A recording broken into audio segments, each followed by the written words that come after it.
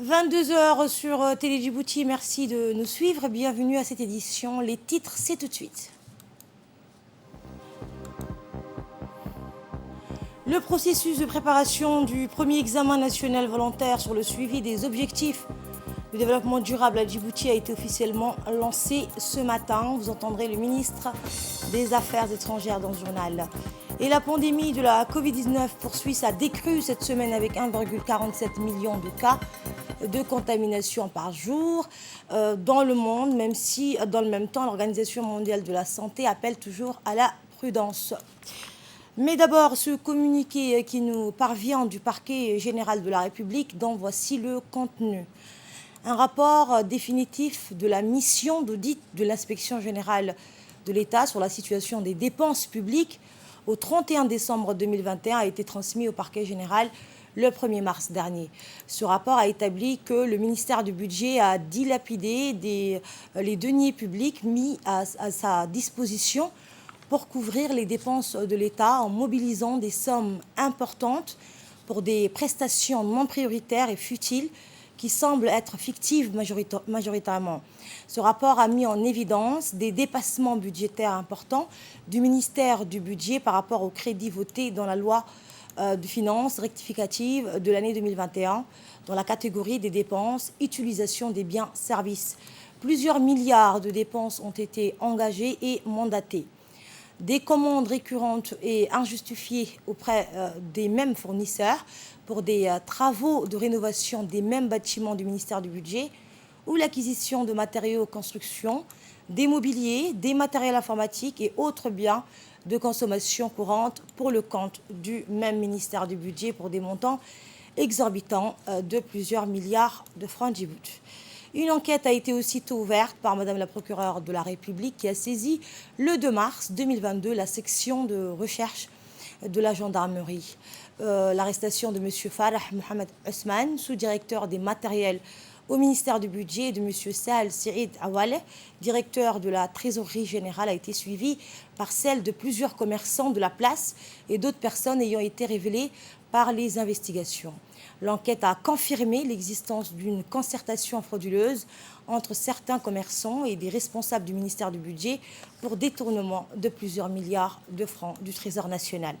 Les deux responsables du ministère du Budget arrêtés ont mis directement en cause l'ancien ministre du Budget, Abdelkarim Adencher, comme étant le principal instigateur de ce système frauduleux. M. Abdelkarim Adencher, ex-ministre du Budget, a donc été arrêté et placé en garde à vue pour les besoins de l'enquête. Par ailleurs, plusieurs commerçants ont reconnu les faits qui leur sont reprochés et d'ores et déjà remboursé les montants indûment perçus. Plusieurs centaines de millions de francs Djibouti ont déjà été récupérés, des nombreux biens immobiliers et des véhicules acquis frauduleusement saisis. Les nombreuses investigations restent à réaliser et au terme de l'enquête, toutes les personnes impliquées seront déférées devant le parquet pour que des instructions judiciaires soient ouvertes conformément à la loi. Voilà donc tout ce que l'on pouvait dire sur ce communiqué qui nous est parvenu donc du parquet général de la République. Dans l'actualité, également une cérémonie de lancement officiel du processus de préparation du premier examen national volontaire sur le suivi des objectifs de développement durable à Djibouti s'est tenue et c'était à l'Institut diplomatique. Une cérémonie placée sous le haut patronage du ministre des Affaires étrangères et en partenariat avec le système des Nations Unies à Djibouti. La République de Djibouti s'est engagée à présenter son premier examen national volontaire sur les progrès dans la mise en œuvre de l'agenda 2030 lors du forum politique de haut niveau sur le développement durable qui se tiendra en juillet 2022. Le forum politique de haut niveau sur le développement durable qui se réunit chaque année sous les auspices du Conseil économique et social est la principale plateforme des Nations Unies sur le développement durable et joue un rôle central dans le suivi et l'examen de l'agenda 2030 pour le développement durable et des ODDS au niveau national. En 2022, le thème retenu est reconstruire en mieux après la pandémie de la maladie Covid-19, tout en avançant dans la mise en œuvre du programme de développement durable à l'horizon 2030. Écoutons la représentante du système des Nations Unies par intérêt. Sur le développement durable. Ce forum est la principale plateforme des Nations Unies pour le suivi et l'examen de l'agenda 2030 au niveau mondial et se tiendra en juillet 2020 à New York. L'examen national volontaire remplit également un rôle crucial pour fournir une orientation à plus long terme dans la mise en œuvre des ODD, en identifiant les réalisations, les défis et les facteurs critiques de succès. L'exercice implique une approche forte, inclusive et participative de tous les acteurs, aussi bien au niveau du gouvernement et des institutions nationales, du secteur privé, du monde académique, ainsi que de la société civile. Le processus de l'examen national volontaire pourrait également être l'occasion de la mise en place d'un système institutionnalisé de suivi soutenu des ODD, lié aussi au financement. Et ceci afin d'éclairer la prise de décision pour le développement durable. Cette année, le Forum a pour thème « Reconstruire en mieux après la pandémie de la maladie Covid-19 » tout en avançant dans la mise en œuvre du programme de développement durable à l'horizon 2030. Cette thématique est particulièrement d'actualité pour la République de Djibouti, qui vient juste de lancer son nouveau plan national de développement ici, qui met l'accent notamment sur la relance post-pandémie de la Covid-19. Au nom du système des Nations Unies à Djibouti, je voudrais remercier les autorités nationales de nous avoir accordé le privilège d'être sollicités pour appuyer le processus de préparation de l'examen national volontaire. Il permettra de révéler au monde les progrès atteints vers les objectifs de développement durable, autant que les efforts en cours de relever les défis. Prenons la parole à son tour. Le ministre des Affaires étrangères, Mohamed Ali Youssouf, a souligné les principaux points du premier examen national volontaire sur les progrès réalisés dans la mise en œuvre de l'agenda 2030. Nous l'écoutons. Exercice qui est long, difficile, qui exige la présence de beaucoup d'acteurs, de nombreuses parties prenantes, qui veut qu'il y ait des étapes qui soient franchies, très importantes. Et parmi ces étapes, il y a donc ce rapport au mois de juillet.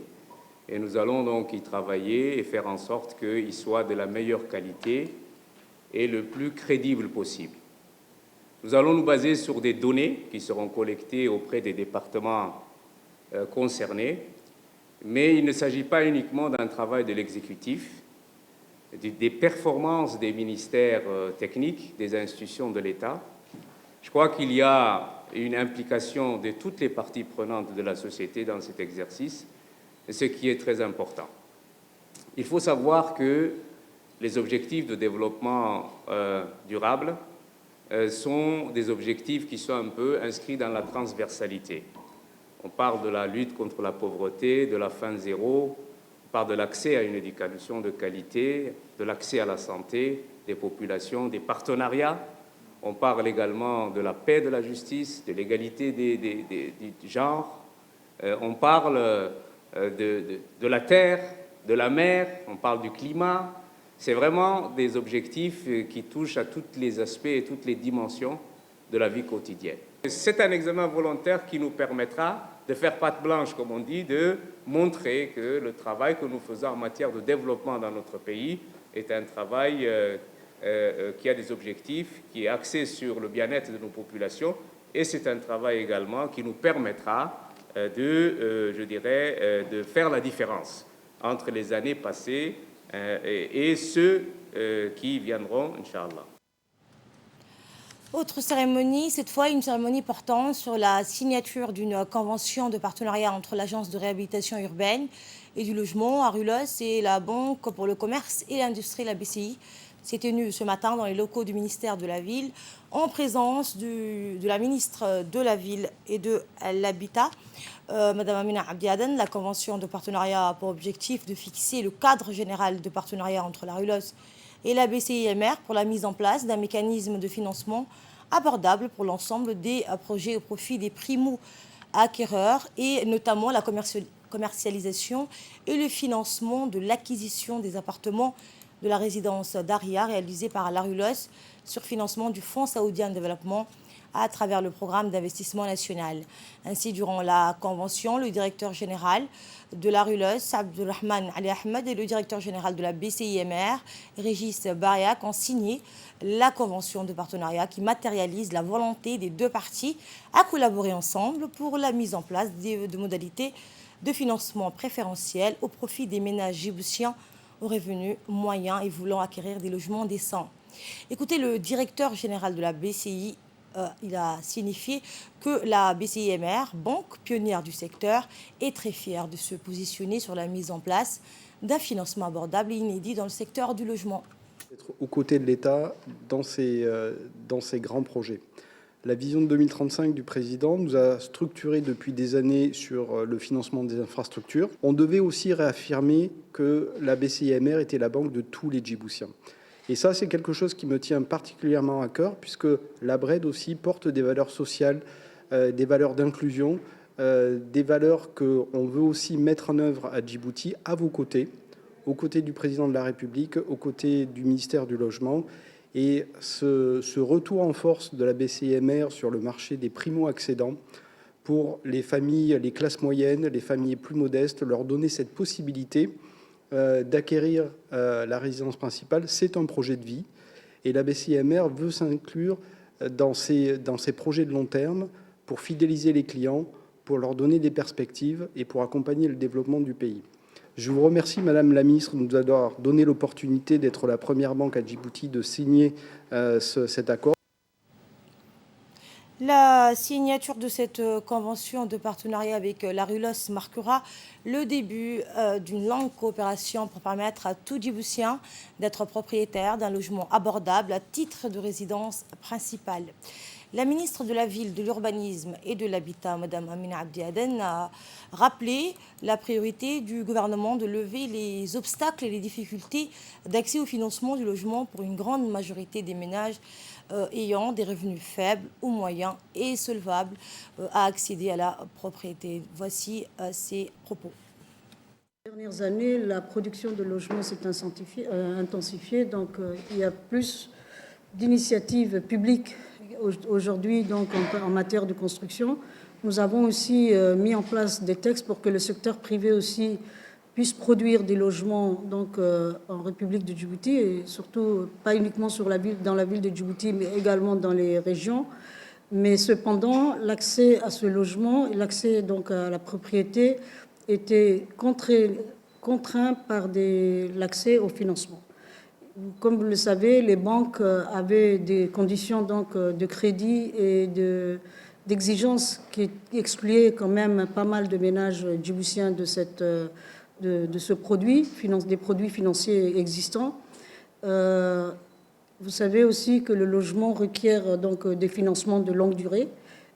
L'épargne que les familles constituent ne leur permet pas de construire par eux-mêmes donc, les logements.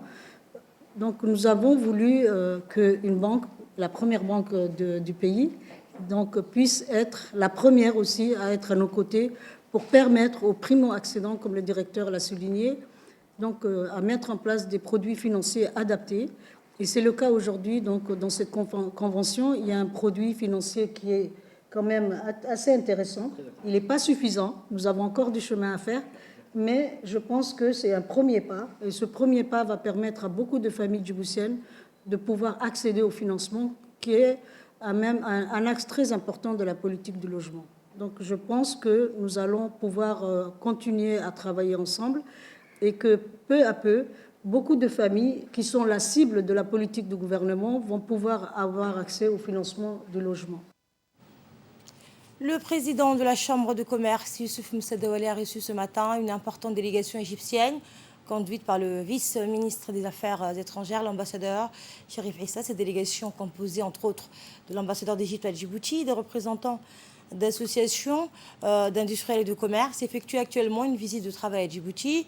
Objectif, échanger sur les voies et moyens d'aboutir à un plus fort partenariat commercial entre les deux pays. L'Égypte, un pays producteur et un exportateur incontournable du continent, souhaite étendre ses exportations au marché djiboutien, notamment dans l'industrie alimentaire et les fruits et légumes frais, tout comme leur investissement ici à Djibouti. Ainsi, au cours de cette réunion, les hauts responsables égyptiens ont informé la communauté des affaires djiboutiennes de l'opérationnalisation prochaine d'une ligne aérienne cargo qui effectuera 2 à 3 vols par semaine directement en provenance de l'Égypte. Ils ont également souhaité faire connaître aux opérateurs djiboutiens l'ouverture prochaine d'une banque commerciale égyptienne sur notre capitale. Toutes ces initiatives et tant d'autres ont pour objectif de renforcer les relations commerciales entre les deux pays. Autre information, dans le cadre du projet de lutte contre les MGF, mutilation génitale féminine, l'Union nationale des femmes djiboutiennes poursuit le programme de promotion des pratiques sociales essentielles, notamment le dialogue communautaire pour la protection de l'enfant contre les MGF, organisé par la communauté de femmes du quartier de Balbala 12. Une réunion a regroupé de nombreuses femmes donc, afin de contribuer à améliorer les connaissances des habitants sur les conséquences des mutilations génitales féminines sur les filles. Malgré les lois réprimant la pratique sous nos cieux de toutes les formes d'excision ou de mutilation génitale féminine, cette tradition néfaste continue à faire souffrir en silence beaucoup de jeunes djiboutiennes. Une des femmes actives du quartier Balbala 12, Mme Acha Ahmad Dimbia, a en prenant la parole expliqué les dangers que représentent les MGF sur la santé des petites filles, dont certaines subissent les conséquences pendant longtemps. Elle a indiqué que cette pratique n'est fondée sur aucune base religieuse. Je vous le disais en titre, la pandémie de la Covid-19 poursuit sa décrue cette semaine avec 1,47 million de cas de contamination par jour dans le monde, même si, dans le même temps, l'Organisation mondiale de la santé appelle toujours à la prudence. Des contaminations divisées donc par 2 depuis le pic de fin janvier, établi à 3,37 millions de cas quotidiens. L'agence de presse officielle nord-coréenne a annoncé aujourd'hui que Pyongyang a mené un autre test important samedi dans le but de développer un satellite de reconnaissance. Séoul avait la veille parlé d'un missile balistique, mais les analystes estiment qu'il s'agit plutôt d'un lancement de missile. Et c'est ainsi que s'achève cette édition. Merci à vous de l'avoir suivi. Place maintenant au journal spécial élections communales et régionales qui vous sera présenté par Ahmed Hamad. Agréable soirée à toutes et à tous.